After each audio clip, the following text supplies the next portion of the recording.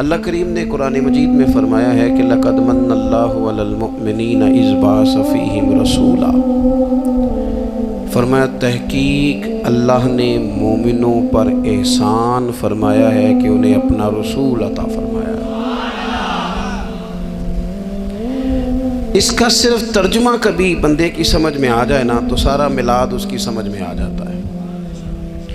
صرف اس آیت کا آسان سادہ ترجمہ اگر سمجھ لیا جائے کہ رب کہتا ہے میں نے احسان کیا تم پر، تمہیں اپنا رسول دے دیا، وہ دو عالم کی رحمت ہیں، وہ جہاں چاہتے وہیں رہتے، یہ تو ان کی مہربانی ہے کہ یہ عالم پسند آیا۔ نبی پاک صلی اللہ تعالیٰ علیہ وسلم ہمارے اوپر رب کا سب سے بڑا احسان ہے، اور اللہ تبارک و تعالیٰ نے سسکتی، تڑپتی، بے چین، پریشان، تکلیف میں مبتلا اپنی مخلوق پر رحم فرمایا اور رسول کریم عطا فرمائے۔ نبی پاک صلی اللہ تعالیٰ علیہ وسلم کی تشریف آوری نے ایک ایک ذرے پر احسان کیا، حضور سے ایک ایک نگر، ایک ایک پتا فیضیاب ہوا، لیکن بعض چیزیں ایسی ہیں جنہیں خصوصی طور پر سرکار نے نوازا، بعض معاملات پر خاص کرم نوازی حضور نے فرمائی۔ ایک اہم مسئلہ ہے عقیدے کا مسئلہ۔ جس بندے کا کوئی عقیدہ نہیں نہ ہوتا، کوئی نظریہ نہیں ہوتا، کوئی اس شخص کا خاص مزاج نہیں ہوتا سمجھنے والا، ماننے والا، وہ بندہ بھی بیچارہ کوئی زندگی کا لطف نہیں اٹھا پاتا۔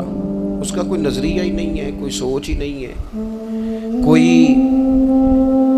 اس کی فکر ہی نہیں ہے اس نے کس طرف جانا ہے۔ عقیدہ نہ ہو بندے کا، یعنی دنیا میں معاذ اللہ کچھ ایسے لوگ پائے جاتے ہیں جو سرے سے اللہ تعالیٰ کوئی نہیں مانتے، زندگی کیسے گزرے گی؟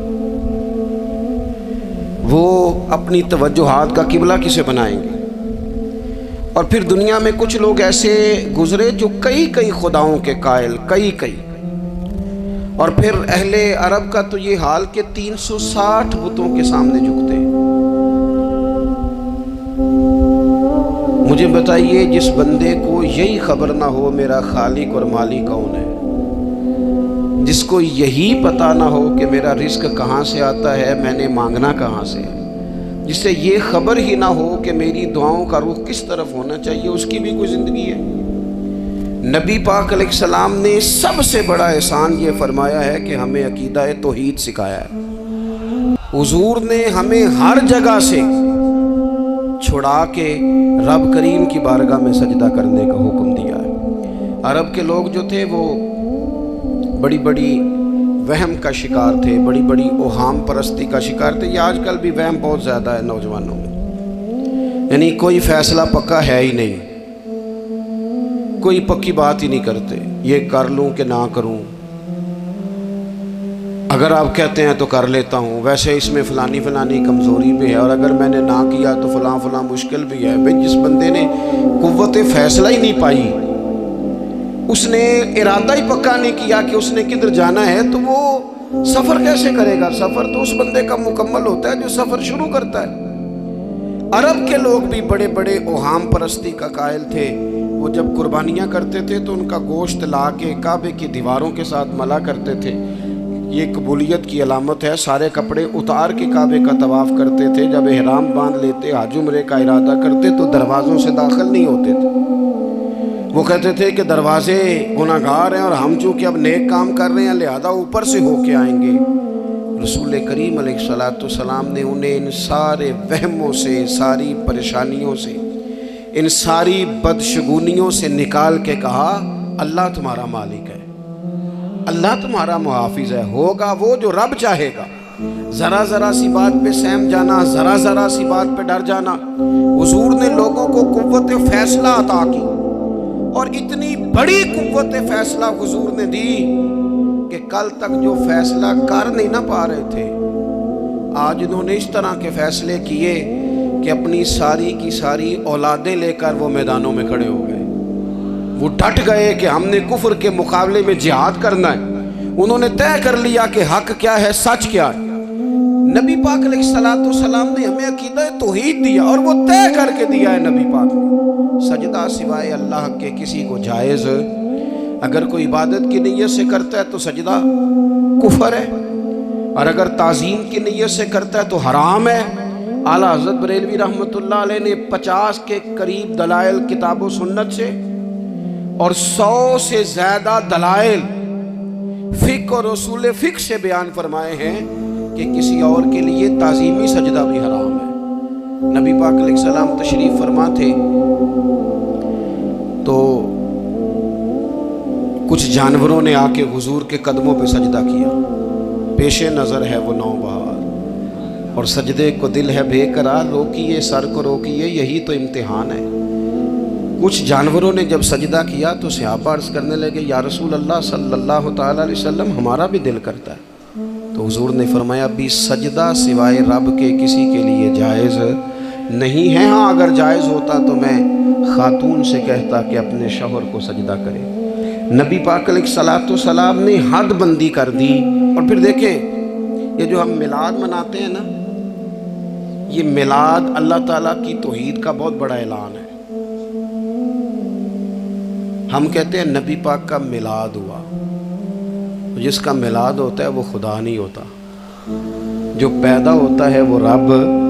جب ہم میلاد منا رہے ہوتے ہیں تو ہم یہ بتا رہے ہوتے ہیں بھئی حضور خدا نہیں، حضور تو 12 ربیع الاول کو پیدا ہوئے، تو جو پیدا ہو رب پیدا، لم یلد ولم یولد، اللہ تبارک و تعالیٰ پیدا نہیں ہوتا، مالک تو ازلی ابدی شان رکھتا ہے۔ اس لیے عقیدہ توحید بندے کو مضبوط کر دیتا ہے۔ انسان جب عقیدہ توحید والا ہو جاتا ہے، اور نبی پاک علیہ السلام دنیا میں رب کی طرف بلانے آئے، وداعیا الی اللہ باذنہ وسراجا منیرا، حضور نے لوگوں کو اللہ کی جانب دعوت دی۔ جب انسان توحید والا ہو جاتا ہے تو مضبوط ہو جاتا ہے، وہ کسی سے نہیں ڈرتا، وہ سمجھتا ہے ہونا تو وہ ہے جو میرا رب چاہے گا، مجھے پریشان ہونے کی ضرورت کیا ہے۔ پھر اس کا بھروسہ بھی اللہ تعالیٰ پر، اس کی امیدیں بھی اللہ رسول سے، اس کی توجہات کا قبلہ بھی سارا ادھر ہی۔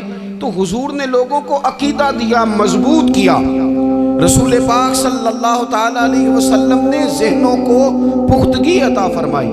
تو سب سے بنیادی چیز حضور کا جو احسان ہے وہ عقیدہ ہے۔ پھر بعض خاص طبقات پر حضور نے خاص احسان کیا۔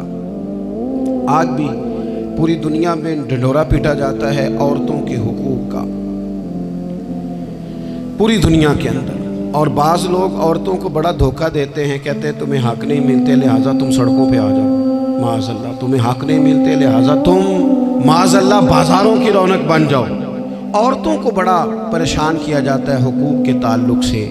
نبی پاک علیہ السلام کی آمد سے پہلے کوئی خاتون کے ساتھ سلوک اچھا نہیں کیا جاتا تھا، اس کا کوئی جائیداد میں حصہ نہیں تھا۔ عورت کا خامد اگر فوت ہو جاتا تو وہ اپنے سسرال کے خاندان کی پراپرٹی بن جاتی، معاذ اللہ، جس کے مرضی چاہے سپرد کر دیتے۔ ہندوستان کے بعض علاقوں میں ایسی کبھی رسمیں بھی پائی جاتی تھی کہ بعض عورتیں اپنے خامد کے ساتھ جل جانا مناسب سمجھتی تھی کہ بعد میں کوئی زندگی تو ہوگی نہیں، اور بیوہ خاتون اور طلاق یافتہ خاتون، اس کے بارے میں تو لوگوں کا خیال تھا کہ شاید یہ خاتون بالکل سوسائٹی اور سماج کا حصہ ہی نہیں ہونی چاہیے۔ قربان جائے، یہ اعزاز میرے نبی پاک نے دیا ہے۔ حضور نے پہلی شادی ہی اس خاتون سے کی ہے جن کا پہلے بھی نکاح ہو چکا تھا، اور خاتون کو حضور نے حقوق دیے، جائیداد میں حصہ دیا۔ کہا جو بیٹیوں کی بہنوں کی پرورش کر کے آئے گا اور اچھی پرورش کر کے انہیں روانہ کر دے گا، جس طرح میری 2 انگلیاں جڑی ہوئی ہیں میرے ساتھ جڑ کے جنت میں جائے گا۔ اور ایک روایت میں فرمایا کہ جب کسی کے ہاں بیٹی پیدا ہوتی ہے نا تو اللہ فرشتوں کو بھیجتا ہے، اور وہ اس کے گرد کھڑے ہو جاتے ہیں اور گھر والوں کو سلام کہتے ہیں اور کہتے ہیں یہ ضعیفہ ایک ضعیفہ سے پیدا ہوئی ہے، یہ کمزور یعنی صنف کے لحاظ سے کمزور نازک بچی ایک نازک ماں سے پیدا ہوئی ہے۔ فرشتے کہتے ہیں جو اس کی پرورش کرے گا نا اللہ قیامت تک اس کی مدد کرے گا، اس کی ہمیشہ مدد ہوتی رہے گی۔ اور نبی پاک صلی اللہ تعالیٰ علیہ وسلم کی خدمت میں آ کے جب خواتین نے کہا تو نا یا رسول اللہ، ہمارے تو دین دنیا کے معاملات میں مردوں کے تعلق سے کمزوری ہے، کئی دن تو ہم ویسے نماز نہیں پڑھ سکتی مہینے میں، کئی دن تو ہم ویسے عبادات کے قریب نہیں جا سکتی، جہاد پہ ہم نہیں جاتی، گواہی ہماری مردوں کے برابر نہیں، تو یا رسول اللہ صلی اللہ علیہ وسلم ہمارا بھی کوئی اعزاز ہے؟ تو حضور نے فرمایا جب کوئی خاتون حاملہ ہوتی ہے نا تو اللہ اسے اتنا ہی ثواب دیتا ہے جتنا جہاد کرنے والے کو ثواب دیتا ہے، اور جب بچہ پیدا ہوتا ہے تو اللہ تعالیٰ اسے شہادت کا درجہ عطا کرتا ہے، اور جب وہ بچوں کو دودھ پلاتی ہے تو رب اسے غلام آزاد کرنے کا ثواب عطا کرتا ہے۔